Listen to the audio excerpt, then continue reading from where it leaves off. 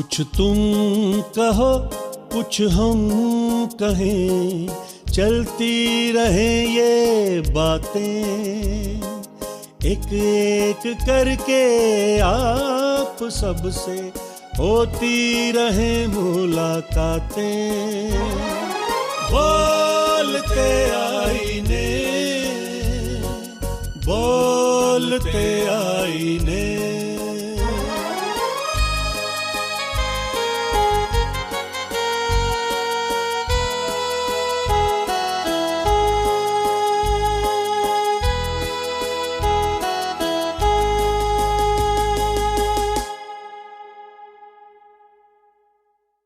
बोलते आने के तमाम नाजरीन को एक बारी फिर से आपके दोस्त सैमसन डेविड का बहुत बहुत आदाब, इस्तकबाल, अभिवादन और आपका अभिनंदन, स्वागत।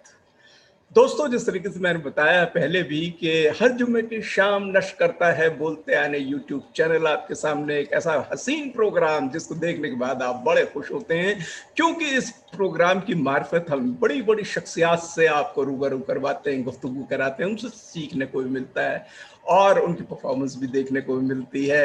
तो उसी तरीके से इससे पहले कि मैं आगे बढ़ूं, मैं आपसे दिली गुजारिश करूंगा कि बोलते आने यूट्यूब चैनल को आप सब्सक्राइब जरूर कर दें, क्योंकि टाइम टू टाइम आपको जो वीडियोस हैं हर जुम्मे की शाम 7 बजे हम रिलीज करते हैं वो आपको मिलती रहें, जिससे हम जश्न बनाते हैं हिंदुस्तान की मुश्तरका तहजीब का, अदब, culture, music, dance, theatre, fine arts, literature, human culture values वगैरह वगैरह वगैरह। और जिस तरीके से मैंने कहा कि मुश्तरका तहजीब, इस पे थिएटर एक बहुत बड़ा नाम है। थिएटर यानी रंगमंच, और रंगमंच की एक ऐसी बड़ी अदाकारा से आज हम मिलवाने जा रहे हैं आपको, जो इस वक्त सीधे जुड़े हुए हैं मस्कट, ओमान से हमारे सामने, लेकिन वो हिंदुस्तानी है।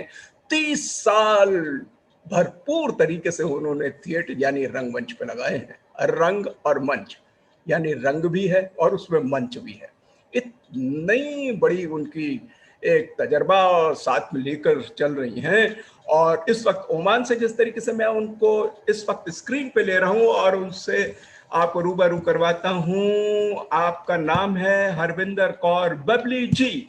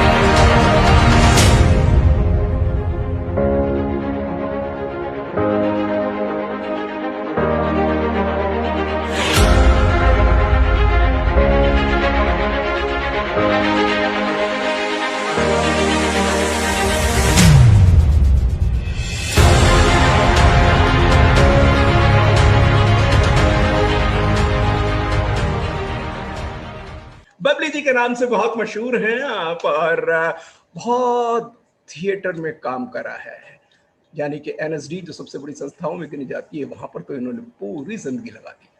बड़े बड़े डायरेक्टर्स के साथ आपने मिलकर काम करा है। एनएसडी से पहले आपने पंजाबी यूनिवर्सिटी पटियाला से पोस्ट ग्रेजुएशन थिएटर, मीडिया और टेलीविजन में करा है, और उससे भी पहले गुरु नानक देव यूनिवर्सिटी से आपकी बीए हुई है। बेसिकली आप जो हैं कपूरथला से, पंजाब में है, बहुत ही खूबसूरत जगह है। उसके बारे में भी हम जानेंगे। कोई नाम इतना खूबसूरत लगता है कपूरथला, लेकिन लोगों ने ना सुना ना देखा, और वहाँ का कल्चर कैसा है ये भी हम पूछेंगे।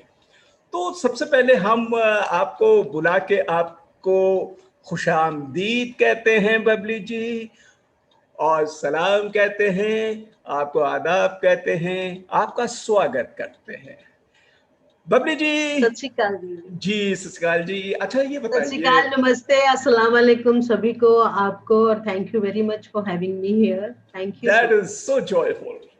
That is so wonderful. Fabulous. अच्छा बबली जी, हरविंदर कौर बबली जी आपका पूरा नाम है, और आपने जिस तरीके से मैंने अभी बताया कि रंगमंच को, थिएटर को आपने 30 साल से भी ऊपर है जो आपने पूरी दे दिए हैं, यानी आपने सीखा और सिखाया और उसको लगातार मुसलसल आप बढ़ाती ही जा रही हैं जी। सबसे पहले नेचुरल क्वेश्चन तो ये बनता है कि आपका परिवेश, पारिवारिक माहौल कैसा था, और किस तरीके से आप जो है रंगमंच यानी थिएटर की तरफ झुकी, वहां की थोड़ी सी स्टोरी बताइए कि किस तरीके से आपका झुकाव हुआ थिएटर की तरफ और परिवार में। Thank you very much sir. मैं यही कहूंगी कि जिस शहर से मैं आई हूँ उसका नाम है कपूरथला, जिसे बहुत खूबसूरत शहर है, और उसे मिनी पेरिस भी कहा जाता था एक समय पर। Really? और Oh, that is बहुत wonderful. जी जी जी, और बहुत खूबसूरत शहर, और छोड़ने को मन नहीं था, पर क्या करें कि कहते हैं कि छूट जाती हैं कुछ चीजें जो आपके बस में नहीं होती हैं जी। और रही बात मेरी कि मैं थिएटर में कैसे आई, मैं जिस घर से आई हूँ उस घर में ना तो कभी किसी ने कोई गाना गाया, ना कोई संगीत में था, ना कोई मतलब इस तरह से नाटक में, और कोई भी नामो निशान नहीं था हमारे घर में इस चीज का। लेकिन उसके बावजूद भी मैं ये कहूंगी कि मैंने पढ़ाई वहां से करी, स्कूलिंग अपनी जितनी भी है, और 6th क्लास से ही मैंने बास्केटबॉल खेलना शुरू किया था। कभी सोचा नहीं था कि मैं इसमें आऊंगी, या कभी एक्टिंग नाम की कोई चीज भी मुझे पता होगी। मैं तो वैसे पंजाब में अगर आपको पता हो तो खास करके लड़कियों को इस फील्ड में कम ही भेजा जाता है। बिल्कुल। अभी तो अलग बात हो गई है, पहले जी, कम ही भेजा जाता था जी। और लेकिन अब शुरू हो गया है सारा काम। अब तो हर फील्ड में लड़की जा रही है, ये बहुत ही बढ़िया बात है। तो मैं बास्केटबॉल खेलती थी, बास्केटबॉल खेलते खेलते स्टेट लेवल तक चली गई। तो मेरे को यही था कि जिंदगी में मैंने यही करना है, और बास्केटबॉल भी मैं चोरी से खेलती थी क्योंकि मेरे घर वालों ने मुझे साइंस रखवा दी थी स्कूल में। और क्योंकि एक साइंस पढ़ने वाली लड़की के पास वक्त कहाँ होता है, कभी मैथ्स के अपने को सॉल्व करना है, कभी बायोलॉजी में जाना है, जूलॉजी पढ़नी है, ये पढ़नी है। तो इस मामले में बास्केटबॉल तो कहीं भी वो नहीं था। लेकिन एक कश्मकश करी मैंने और कोशिश करी अपने घर वालों से चोरी करने की। Very good. और बास्केटबॉल खेलती थी मैं वक्त निकाल करके, और जिस दिन मेरा मैच होता था उस रात को ही अपनी माँ को बताती थी कि मुझे घर जाना होगा, माँ मेरा मैच। तो अब आप एक बात बताइए कि कैसे कोई रोक सकता है कि अब कल नहीं तो मेरे कोच घर में आ जाएंगे। तो फिर उनको मेरे को भेजना पड़ता था। और यहाँ तक कि आप बिलीव नहीं करेंगे, बचपन की जो बात करती हूँ, जुनून की जो बात करती हूँ, जब आपके अंदर एक जुनून होता है किसी चीज को करने का तो आपको और कुछ दिखाई नहीं देता। मेरी दादी की डेथ हो गई, घर में हमारे डेड बॉडी पड़ी हुई है दादी की, और मेरे को ये नहीं हो रहा है कि मेरी दादी की डेथ, उस वक्त कुछ फील नहीं हो रहा है। मुझे ये हो रहा है कि अरे दादी तो मेरी चली गई, तो मैं कल जा नहीं पाऊंगी क्या। मुझे जाना था पटियाला में, और पोलो ग्राउंड में मेरा मैच था और स्टेट लेवल का। मुझे सिर्फ ये डर था कि मैं जा पाऊंगी कि नहीं। लेकिन फिर पापा ने मना किया, सबने मना किया, लेकिन मेरे दादा ने मेरे पापा के कान में धीरे से कहा कि उसको 150 रुपए दे दो। उस वक्त की मैं बात कर रही हूँ, it was like must be 84 80 something. उन्होंने मुझे 150 रुपए पकड़ाए, और बहुत ज्यादा पैसा, कि इसकी बस जाने वाली है, सुबह इसको चढ़ा करके आओ। तो अब आप देखिए कि मेरा जुनून ऐसा था खेलने का कि मैं उस को खेलने वहां चले गई, और घर में वापस आकर के रोई कि अरे मेरी दादी। तो वो एहसास मुझे मतलब उस वक्त जो जुनून होता है उसमें पता नहीं चलता। तो बस इसी तरह से फिर बास्केटबॉल खेला, और जब मैं कॉलेज में चली गई तो फिर वहां पर जैसे कि आप जानते ही हैं कि कॉलेज लेवल पर आपको कल्चरल एक्टिविटीज में पार्टिसिपेट करना पड़ता है, और वहां जाकर के मेरा बास्केटबॉल छूट गया, और वहां जाकर के मैं कॉलेज की तरफ से बैडमिंटन खेला। बैडमिंटन खेलती रही, और साथ साथ में मैंने गिद्दा, भांगड़ा, स्किट में और इसमें नाटक में काम मिला। जिस वक्त मुझे नाटक में काम मिला, मुझे उस नाटक में एक्टिंग करने के बाद यही लगा कि अब यही मेरी दुनिया है, शायद इसके अलावा मैं कहीं नहीं जा सकती। तो मैंने चार दीवारी अपने चारों तरफ खड़ी कर ली और बस इस नाटक की दुनिया में परिवेश किया, बिना अपने घर वालों को खबर लगा। उनको कुछ पता नहीं था कि हमारी लड़की के अंदर क्या पनप रहा है, क्या सोच रही है उसकी। लेकिन मैं शिद्दत से इन चीजों को करती रही, और फिर हायर स्टडीज के लिए मैं यही कहूंगी कि हाँ, मैं एक चीज जरूर कहूंगी कि मेरे घर में लिखने का शौक था। मेरे जो भाई थे, बड़े भाई, और वो लिखते थे, तो मुझे कम से कम वो एहसास हुआ, एक साहित्य की तरफ थोड़ी सी रुचि रही मेरी, और वो लिखते थे, उनकी कविताएं पढ़ती थी। तो वो फिर मैं जो स्कूल लेवल में जो एक लिखना, स्टोरी राइटिंग एंड ये मैं भूल गई आपको बताना कि कविता में भी मेरा स्टेट लेवल का प्राइज है और स्टोरी राइटिंग में भी। और मुझे ये नहीं पता था कि मुझे वो जो ख्यालात है वो कहाँ से आते हैं, वो आइडियाज है जो वो कहाँ से आते हैं लिखने के, और कौन है बैठा हुआ जो मेरे ब्रेन को चला रहा है और मेरी कलम चला रहा है, कागज पे मैं लिख रही हूँ। मुझे उस वक्त कुछ नहीं पता। और मुझे अभी भी पता है कि उसको पंजाबी में यही कहते हैं कि मी तो बाद दा दृश्य, इसके ऊपर एक लिखना था, कुछ ऐसे टाइप। और आप बिलीव नहीं करेंगे कि मैंने उसमें ड्रामा लिख दिया पूरा, कि अरे मेरे मोहल्ले में एक चाचा जा रहे थे, बूढ़े थे, उन्होंने बहुत सारा सामान उठा रखा था, वहां पानी का छप्पर लगा हुआ था, बच्चों ने बीच में जाकर के छलांगे लगाई और उनके ऊपर पानी डाल दिया। आप मुझे ये बताइए, इसमें मुझे ना, अब मुझे समझ में आ रहा है, हाँ, कहीं ना कहीं वो नाटक था। और अब जाकर के जब बड़ी हुई तो वो नाटक अंदर से निकला, वो भावनाएं जो कहीं अंदर छुपी हुई थी वो निकली। और कॉलेज में फिर मैंने जाकर के पूरे मन से पढ़ाई भी करी, और क्योंकि पढ़ना जो है वो बहुत जरूरी है, और बिना पढ़ाई के आप कोई भी काम नहीं कर सकते। Education is must. तो इसीलिए मैंने अपनी पढ़ाई भी कंप्लीट करी, और फिर उसके बाद पटियाला यूनिवर्सिटी आ गई। पटियाला यूनिवर्सिटी में मैं करने के लिए मैंने बायोलॉजी छोड़ दी थी और मैं आर्ट्स में आ गई थी कॉलेज में। तो मैंने आर्ट्स में अपनी जो ग्रेजुएशन है वो करी। तो ज्योग्राफी थी मेरे पास, तो ज्योग्राफी में आगे एमएससी के लिए जाना था पटियाला यूनिवर्सिटी। अब आपको एक और सरप्राइज दूंगी इस तरह का, कि पटियाला यूनिवर्सिटी में जैसे ही एंटर करी हूँ उस बिल्डिंग में जहाँ मेरा ये है ज्योग्राफी डिपार्टमेंट। अब ज्योग्राफी मैं उस बिल्डिंग में एंटर कर रही हूँ और बहुत बड़ा बड़ा लिखा हुआ मुझे दिखाई दे रहा है सामने, थिएटर एंड टेलीविजन विभाग। बस हरविंदर ऐसे खड़ी है और वहीं खड़ी है, और उसके बाद किसी को पूछना है ज्योग्राफी डिपार्टमेंट कहाँ है, क्या है, मुझे कुछ नहीं पता। फिर मैंने जाकर के सीधा वो जो मैं अटक गई ना, मेरी नजरें अटक गई, मेरी बॉडी वहां स्थिर हो गई, हिली नहीं।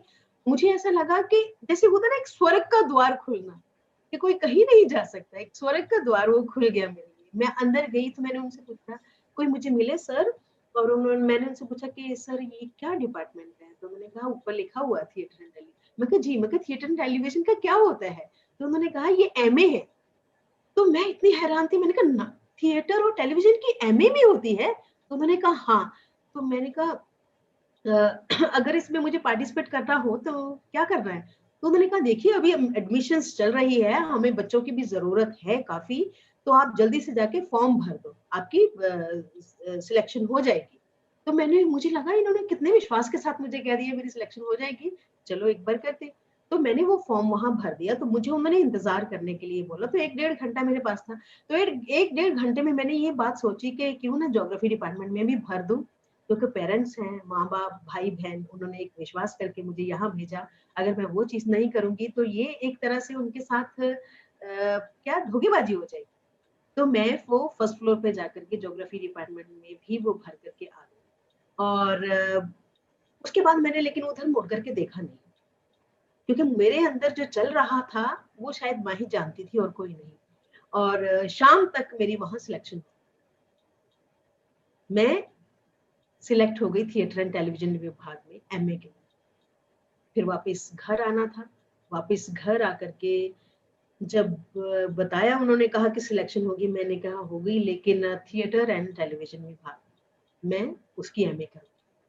तो मेरे घर में मैं वही हर बार वो सेंटेंस जरूर बोलती हूँ कि इतनी बड़ी शांति।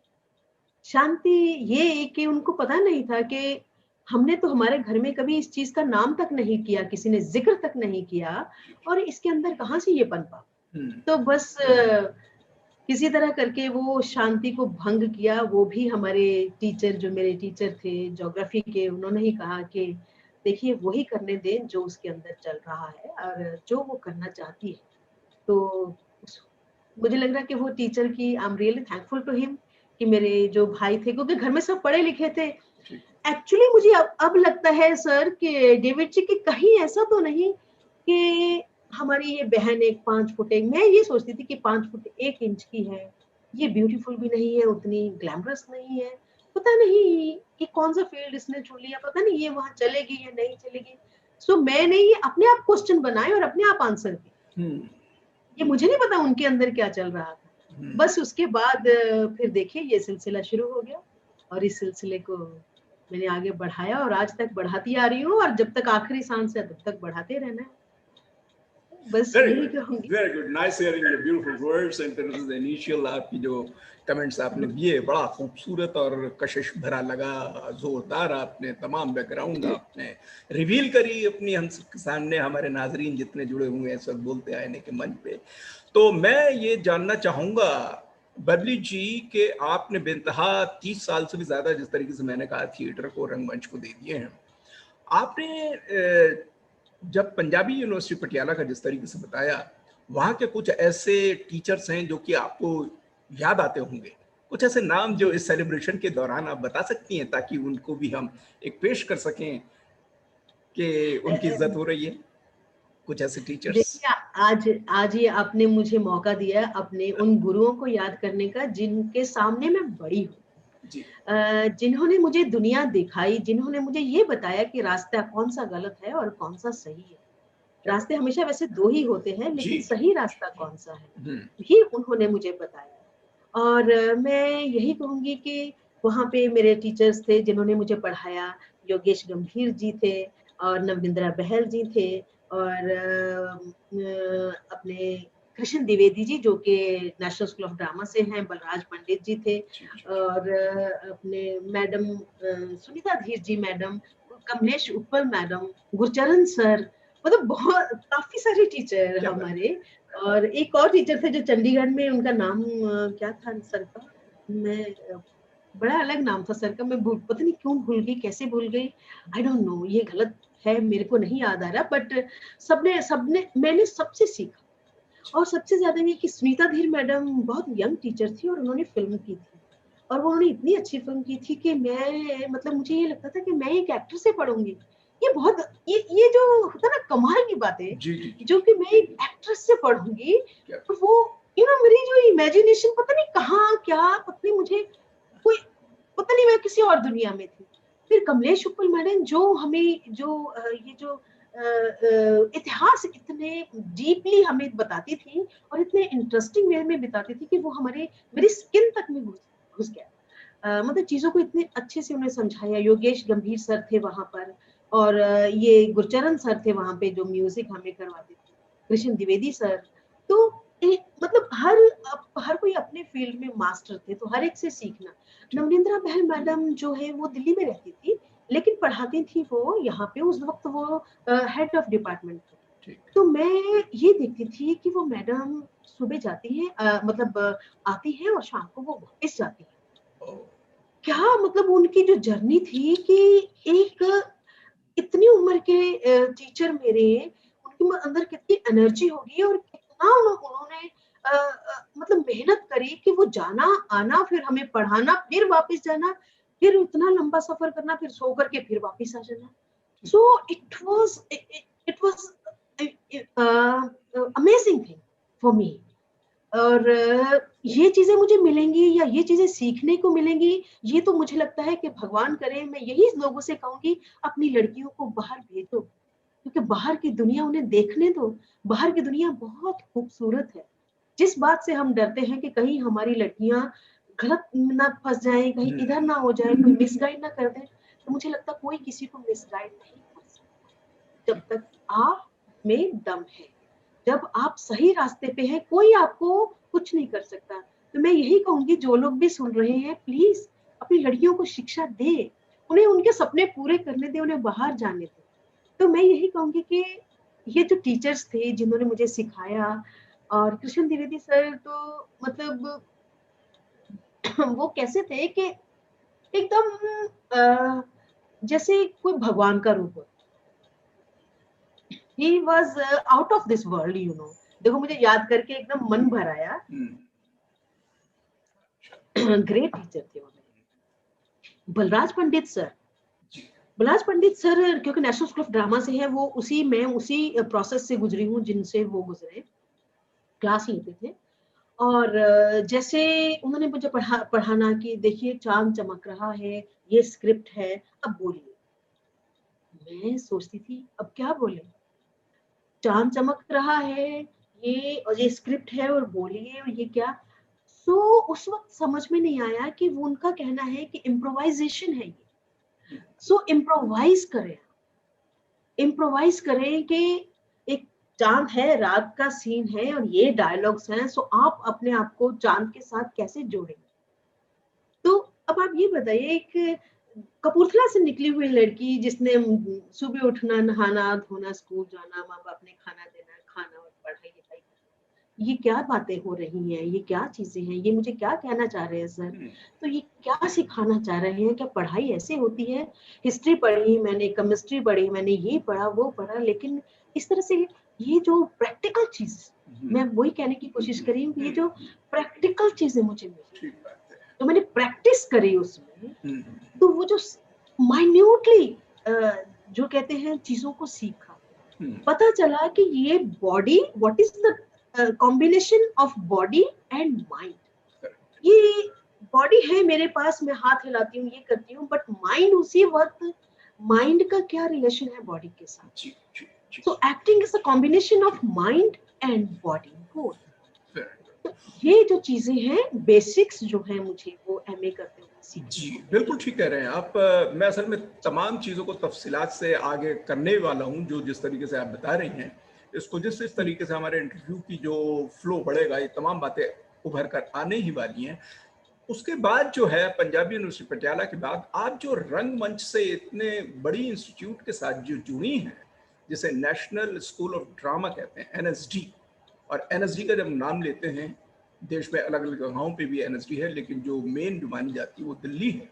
और यहाँ पर इतने बड़े बड़े स्टॉलवर्ड्स निकले हैं कि बम्बई की जितनी फिल्में देखेंगे मुंबई में, तो आपको पूरा बॉलीवुड भरा हुआ है, चाहे वो नसीरुद्दीन शाह हो, चाहे शबाना आजमी हो, चाहे अनुपम खेर साहब हों, चाहे आशुतोष राणा हों, वगैरह वगैरह वगैरह, बहुत लंबी। और एक से एक टीचर्स वहाँ, स्टॉलवर्ड्स इतने बड़े बड़े वहाँ पर पैदा हुए जिन्होंने सिखाया, और पूरी दुनिया में नाम है NSD का।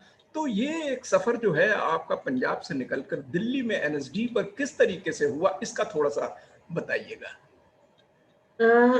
देखिए, पंजाब तक का जो सफर रहा है, मुझे लगता था कि मैं पटियाला यूनिवर्सिटी में आकर के मुझे लग रहा कि मैंने दुनिया देख ली, लेकिन दुनिया और भी भरी हुई है, इतनी वास्ट है, ये मुझे तब पता चला जब मैं नेशनल स्कूल ऑफ ड्रामा में। क्या बात है, बहुत अच्छा कमेंट। और मैं जब वहां पे प्ले कर रही थी, मदर करेज मैंने वहां किया है प्ले, और फिर मैंने वहां पे किया आषाढ़ का एक दिन, जिसमें मैं मल्लिका का रोल करती थी। वो तो देखिए मोहन राकेश साहब का कितना प्रसिद्ध एक प्ले हुआ है, और मल्लिका का रोल तो उसमें सबसे इम्पोर्टेंट था। इतना खूबसूरत जी, रोल आपने करा। अच्छा, इतना खूबसूरत उनका टेक्स्ट, इतना बहुत बढ़िया इमोशनल, टेक्स्ट के और बहुत उसमें जी, लगता है पढ़ने वाला उसके संग एसिमिलेट इतना हो जाता है जैसे खुद ही करेक्टर बिल्कुल। बन गया है। जी, जी, जी, बिल्कुल, आप बिल्कुल सही कह रहे हैं, आप जी बिल्कुल सही फरमा रहे हैं। जी। और वो जो टेक्स्ट है, उस टेक्स्ट मतलब उस टेक्स्ट ने ही मुझे से मतलब एक एक्टर भी बनने में बहुत मदद करी। तो जब मैंने वो एक्टिंग वहाँ करती थी, और डेविड जी, मैं आपको एक बात ज़रूर बोलूँगी कि मुझे पता ही नहीं था मैं करती क्या हूँ। लेकिन ये मेरे तो बहुत टीचर अच्छी कहते थे, बात है। "अरे तुम तो" ये तो, पता है दिस इज आज अ भी मुझे कमेंडेबल पता थिंग इन यू चलता है। दैट यू डिड नॉट आज know what you were doing.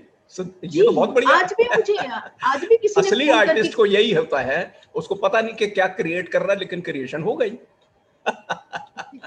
हाँ, ये समझ में नहीं आ रहा है, मैं इसी की खोज में लगी हुई हूँ आज भी, कि होता क्या है ये तो बड़े मैजिक? आर्टिस्ट के साथ यही होता है। तो ये नहीं, बड़ा तो नहीं हुई, और मैं बड़ा होना भी नहीं चाहती हूँ, बिल्कुल नहीं बड़ा होना चाहती हूँ। मैं तो कहती हूँ ये मेरी सीखने की उम्र हमेशा ऐसे ही रहे। और फिर नाटक करते-करते कृष्ण द्विवेदी जी ने मुझे कहा कि बुलाया अपने कमरे में कि Harvinder, I have seen you acting on stage, और तुम बहुत ही सेंसिबल एक्ट्रेस हो, और बहुत सेंसिबली करती हो किसी भी रोल को। बहुत अच्छा। क्योंकि उन्होंने आषाढ़ का एक दिन देखा, उन्होंने कहा तो तुमने उस रोल को इतना समझ के किया, और मैं चाहता हूँ कि तुम नेशनल स्कूल ऑफ ड्रामा जाओ। तो मैंने कहा सर ये क्या है नेशनल स्कूल ऑफ ड्रामा? अच्छा। उन्होंने कहा कि थिएटर की और आगे वाली पढ़ाई। हाँ। तो मैंने कहा सर एमए तो हो गई, इससे बियॉन्ड और भी पढ़ाई है। उन्होंने कहा ये तो अभी कुछ भी नहीं है। ये तो तुमने ये ऊड़ा एड़ा एड़ी ससा हाहा सीखा उड़ाड़ी बच्चे। ससा का। हाँ, इसके आगे सेंटेंस अभी बनने हैं, वो तुम वहाँ जाके सीखो। ये उनकी वर्डिंग थी। और वहाँ डिपार्टमेंट में किसी को नहीं पता कि मैं दिल्ली जाने की तैयारी कर रही हूँ। अच्छा। और क्योंकि मेरे उन दिनों एग्ज़ाम होने वाले थे, एमए के फाइनल एग्ज़ाम। ओके। और उन दिनों नादिरा बब्बर जी भी आई हुई थी वहाँ पर, हम्म। जो बकरी प्ले कर रही थी, नादिरा बब्बर अच्छा। जी। अच्छा। और उनसे देखिए वो भी एनएसडी से हैं, तो इन लोगों से जो सिखाने वाले जो होते हैं ना, वो जो कीड़ा, मेरा जो अंदर कीड़ा था उसको कहते हैं हलचल मचाने में इन लोगों ने इतना साथ दिया। तो वो उनसे भी सीखा हुआ था। तो कृष्ण द्विवेदी वहाँ पे मैंने भर दिया अपना ये चिट्ठी लिख कर के भर दिया। तो मुझे वहाँ से स्पीचेस जो कुछ स्पीच होती है वो आ गई वहाँ से, तो वो मुझे तैयारी करनी। वो मुझे तैयारी करवाई कृष्ण द्विवेदी से।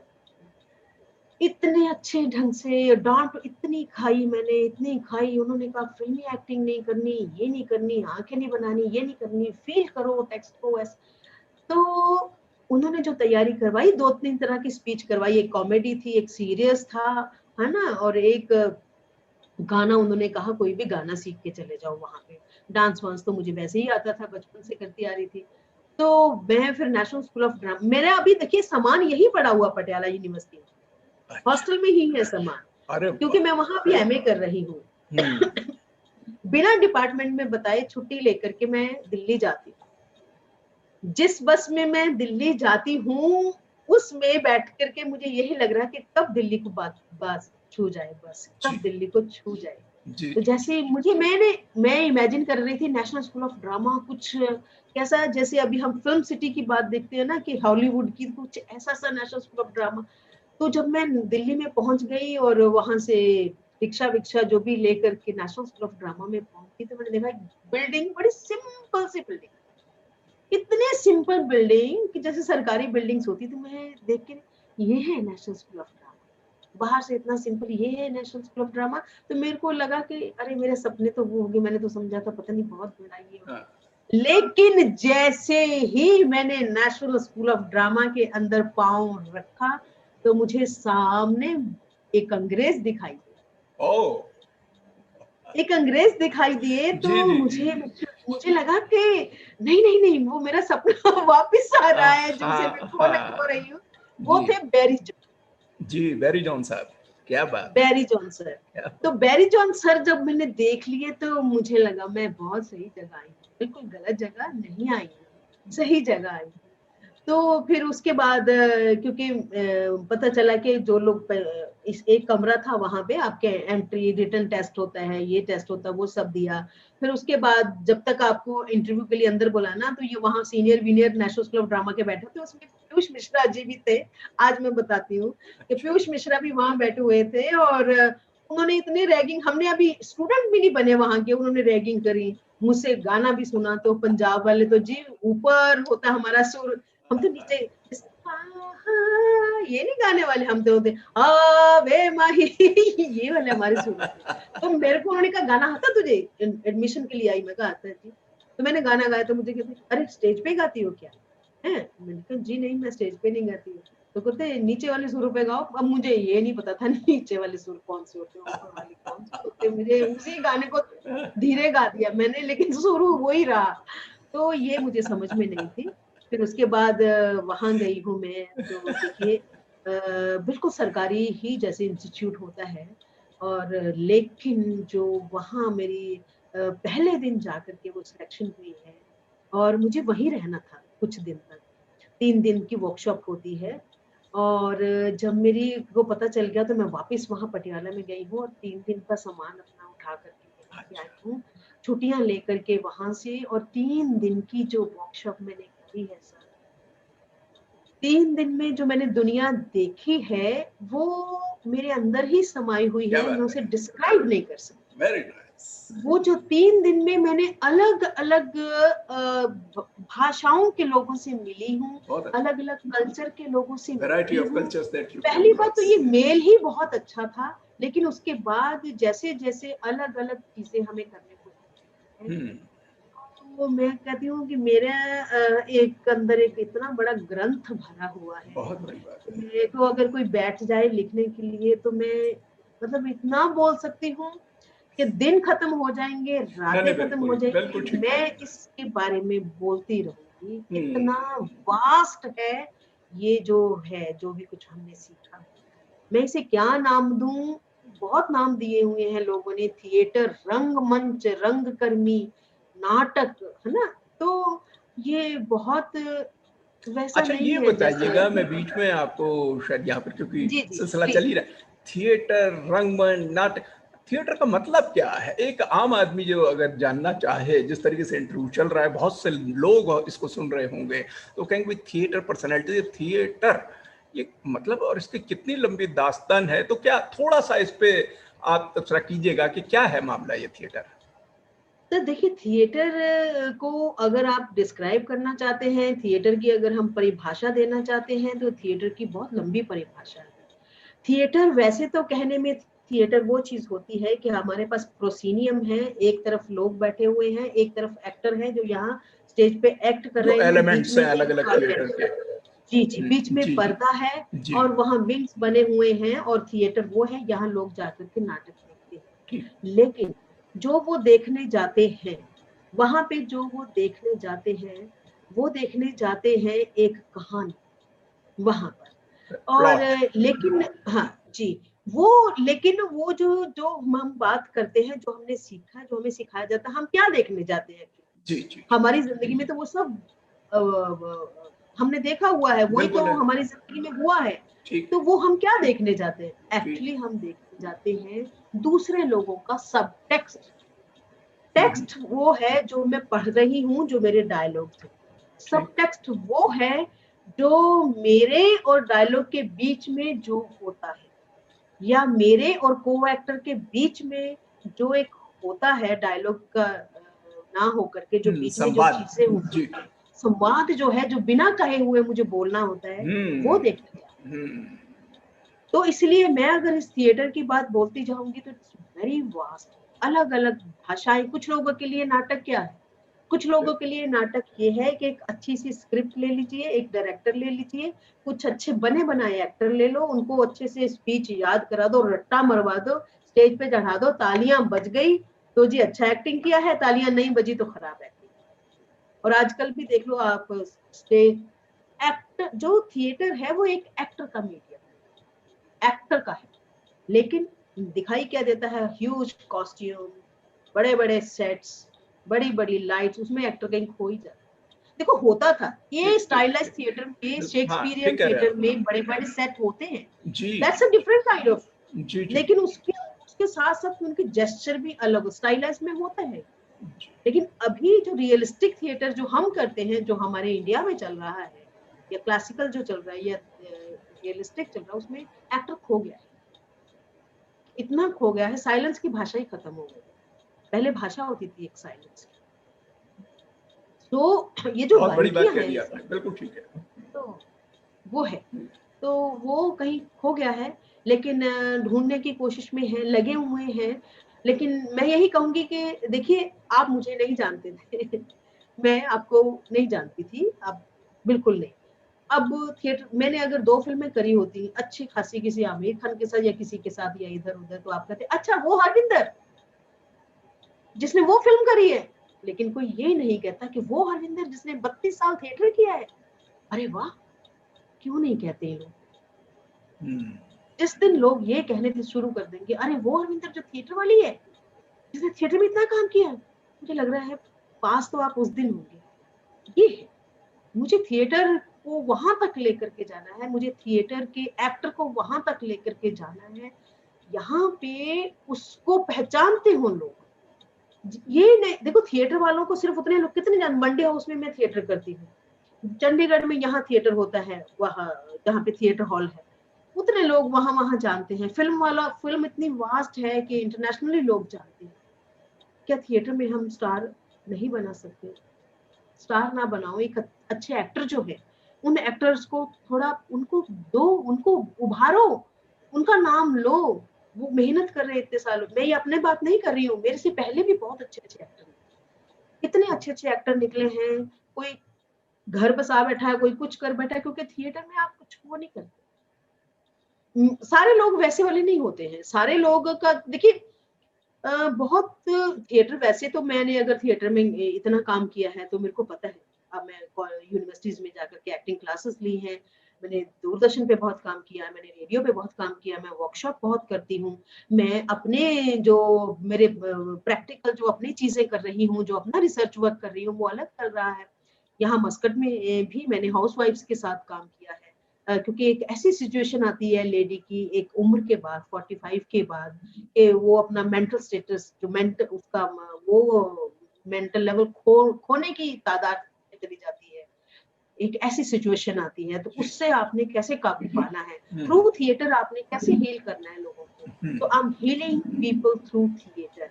मेरे को कोई अवार्ड नहीं मिल रहा, या लोग मुझे जानते नहीं है, या मैं स्टेज पे परफॉर्म नहीं कर पा रही हूँ, लेकिन ये थिएटर ही है जिसने मुझे ये शिक्षा दी है।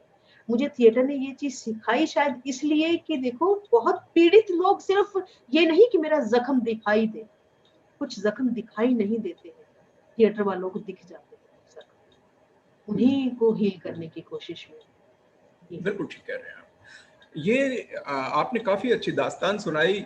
एनएसडी में काफी अच्छा एक्सपीरियंस रहा, और इसके साथ एक जो सवाल मैं ये सोच रहा था कि पूछूं कि आपने बहुत सारे प्लेस करे, कुछ ऐसे मेमोरेबल प्लेस जो आपके दिमाग में ऐसे छाए हों कि रात दिन आपके जब वो सोते हैं या उठते हैं तो निगाहों में वो सीन आ जाता है कि यार कितना जबरदस्त प्ले था।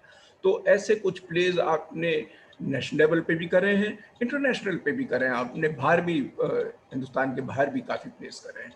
कुछ ऐसे प्लेस को बताइए कि जो यादगार हों और जो आपको खास याद रहे।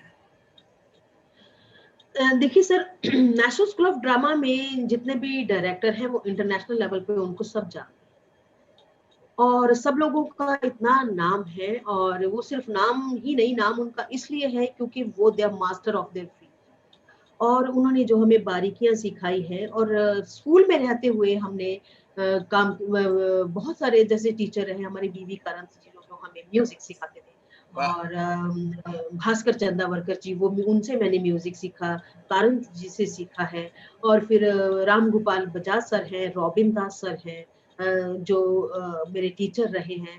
बीएम शाह जी जो हैं, कीर्ति जैन मैडम जो एनएसडी के डायरेक्टर भी रह चुके हैं, अनुराधा मैम, तो त्रिपुरारी शर्मा जी, सुरेश भारद्वाज जी, अंकुर जी, तो ये जितने भी लोग हैं। तो उसके अलावा जो हम बाहर से विजिटिंग डायरेक्टर्स आते हैं, है ना, वो भी आते थे। ये मैं चाह तो रहा था 50 कि साल इन नामों को आप लें, और क्योंकि ये वो टाइम है आपकी जिंदगी का कि आप बोलते आने के इस अंक में जो आई हैं, तो कुछ यादगार हमारी ऐसे लोगों के साथ होती है जिनको हम याद करना चाहें, उनको सेलिब्रेट करें, उनका जश्न मनाएं।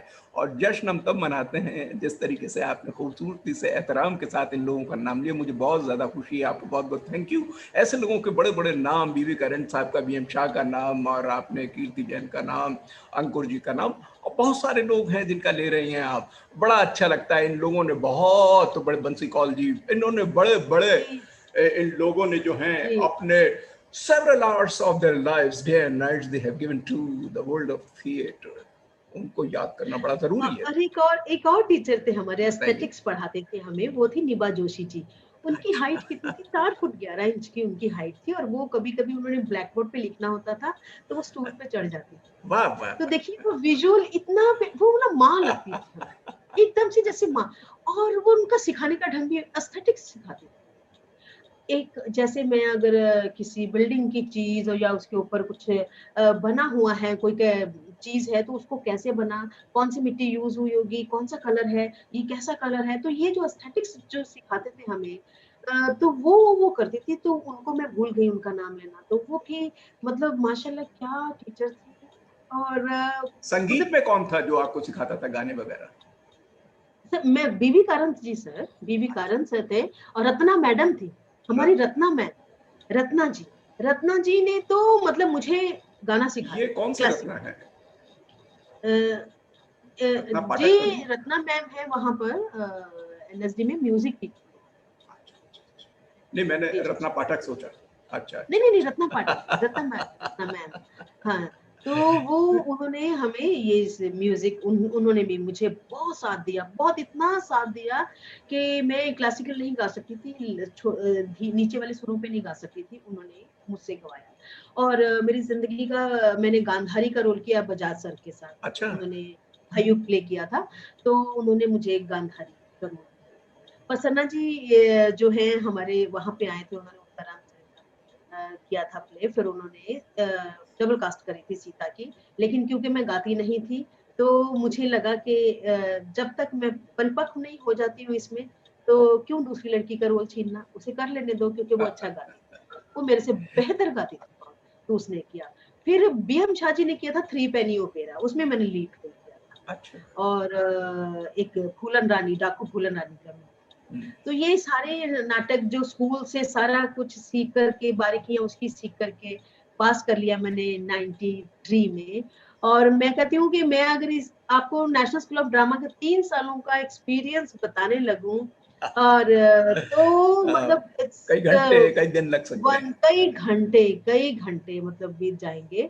और बहुत बहुत बहुत सारा चीजें हैं वो बहुत बताने सारी के लिए। चीजें। मैं यहाँ पर पर्टिकुलरली आपसे रिक्वेस्ट ये करना चाहूँ, हमें बताइएगा कि एनएसडी का तो खैर एक ऐसा ग्लैमर और एक ऐसी बातचीत रही है कि एक एक दिन ऐसा लगता है ज़माने हों, और बहुत आदमी सीखता है एक दूसरे को देख के। आपके कंटेम्प्रेरीज एक से रहे होंगे, आपके साथ कुछ लोग ऐसे होंगे जो बॉलीवुड में चले गए हैं, और बल्कि एक तो सवाल ये भी बन गया इस वक्त के आपके ऊपर भी काफ़ी प्रेशर आया होगा दूसरों को कहने, भाई बॉलीवुड क्यों नहीं यूज़ करते आप।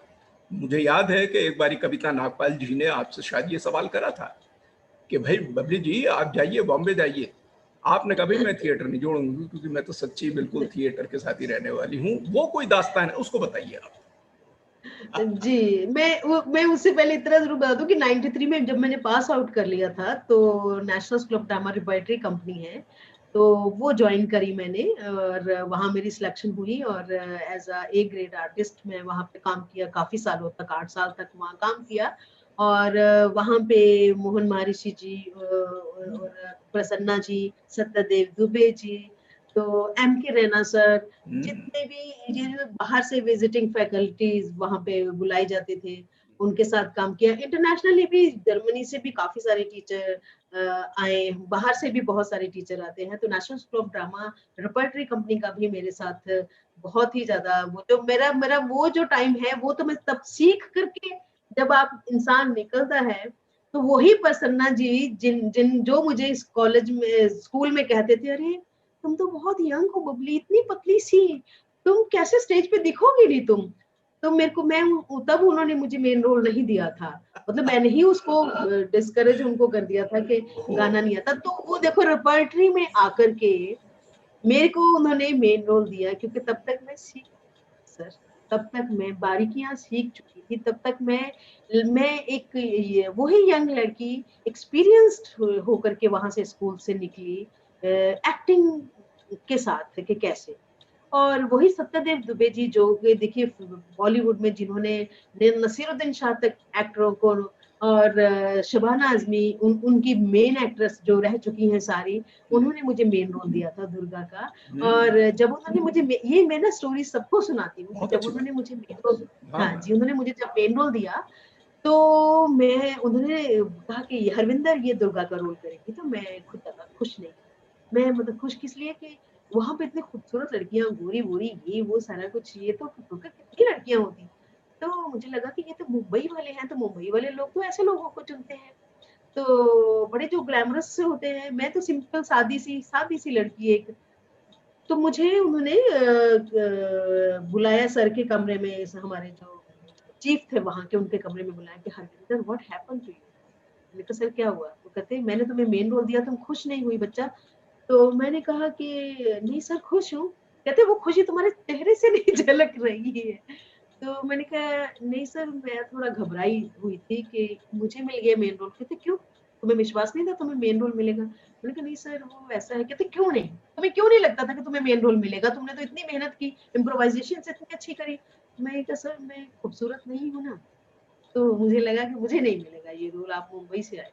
तो आप बिलीव करेंगे कि सर ने यूं लिटरली, जैसे अब छोटे बच्चे को माँ खींच के ले जाती है ना, चल इधर आ तुझे दिखाती हूँ, कलाई मेरी पकड़ के उन्होंने, वहां पे एक शीशा होता था हमारी गैलरी में, वहां पे ले जाकर के उन्होंने बताया, कहा कि ये देखो हरविंदर, देखो अपनी आंखों को देखो, तुम्हारी आंखें बोलती, ये जो हमारा फील्ड है इसके अंदर आंख का बात करना बहुत जरूरी है। And you are the more, look at yourself, you are the most beautiful girl in this repertory company.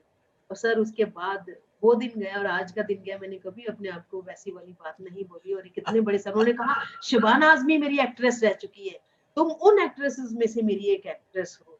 और सर मैं रो पड़ी, मेरी जो खुशी के आंसू एकदम से बह तो रहे वो एकदम से। वो दिन गया और ये दिन गया, मैंने कभी ऐसी बात नहीं सोची। और उन्होंने इतने बड़ी बड़ी फोटोग्राफ्स उस नाटक में मुझे लगाई थी, look at that girl, is she you, तुम हो क्या, ये तुम हो क्या, देखो।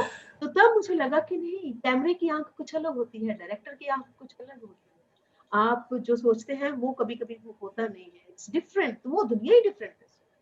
तो मैं इतने सारे डायरेक्टर्स के साथ वहां पे काम किया। मोहन उप्रेती जी, यस मोहन उप्रेती जी थे जिन्होंने मेरे को सिखाया। सर उन्होंने म्यूजिक सिखाया, उन्होंने मुझे क्लासिकल सिखाया। वो लड़की जिसे सरगम का पता नहीं था, वो लड़की जिसको नहीं गा सकती थी, उन्होंने कहा तुम अगर इतनी अच्छी एक्टिंग कर सकती हो हरविंदर, तो तुम गा सकती हो।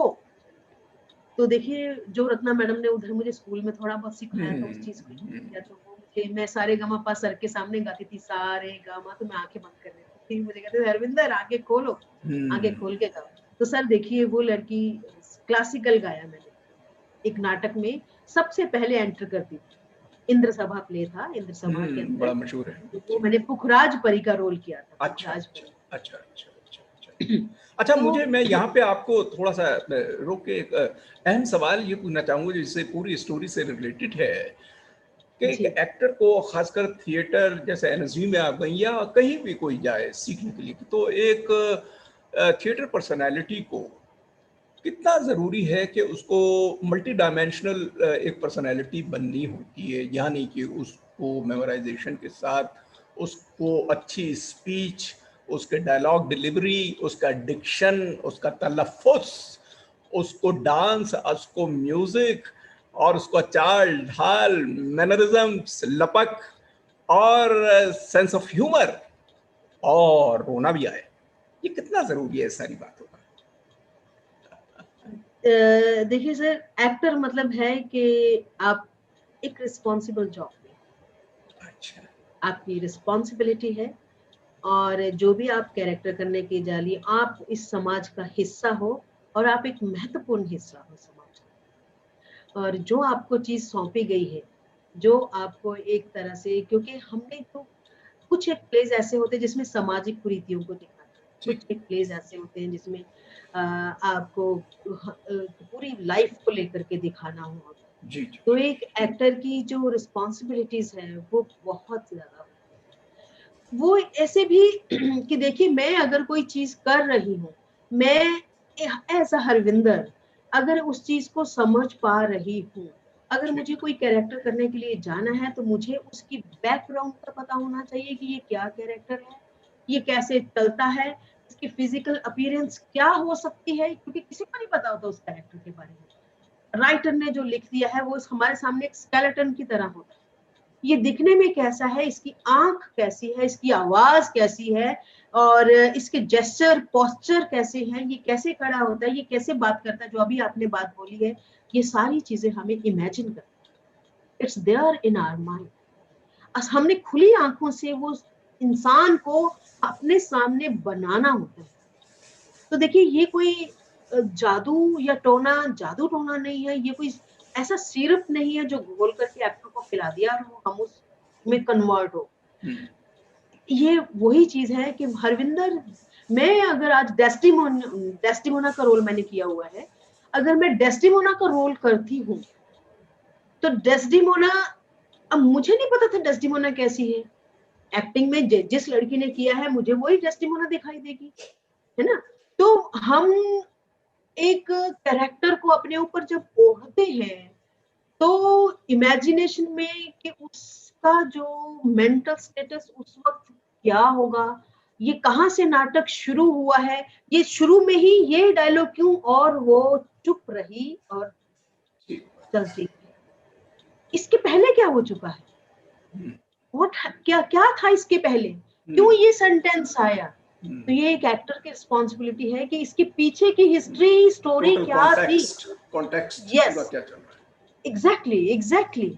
तो ये हमने खुद तैयार करनी है, अच्छा वो हमने तैयार करनी है, लेकिन जो मैं कैरेक्टर कर रही हूँ वो हरविंदर ही कर रही है, हरविंदर की ही बॉडी में से वो चार निकलेगी। बबली जी, आपकी जो बहुमुखी प्रतिभा तो हम देख ही रहे हैं कि आपका हर फील्ड में है, बल्कि मैंने तो लोगों को बताया नहीं कि आपने बास्केटबॉल का बता दिया, क्रिकेट का नहीं बताया।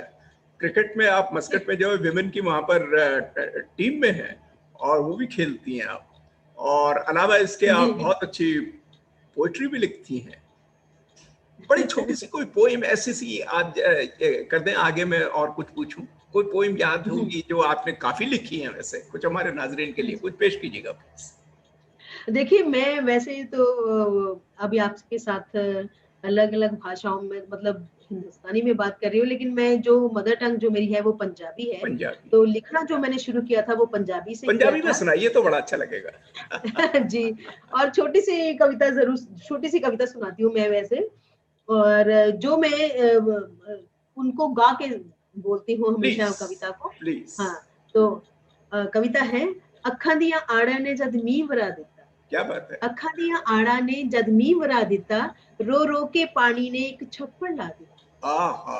अखा दिया आड़ा ने जद मींह वरा दिता, रो रो के पानी ने एक छप्पड़ ला दिता। कोई दर ते आवेगा, कोई दर ते आवेगा, कोई आण हसावेगा, मेरे लिखे गीतां नू मेरे ਲਈ गावेगा। ਮਿਲ ਦੋਵੇਂ ਹੱਸਾਂਗੇ, ਮਸਤੀ ਵਿੱਚ ਨੱਚਾਂਗੇ, ਕਰ ਇਕੱਠੀਆਂ ਯਾਦਾਂ ਨੂੰ ਅਸੀਂ ਸਾਂਭ ਕੇ ਰੱਖਾਂਗੇ, ਕਰ ਇਕੱਠੀਆਂ यादां। वाह वाह, बहुत ही फैबुलस जी, बहुत बढ़िया।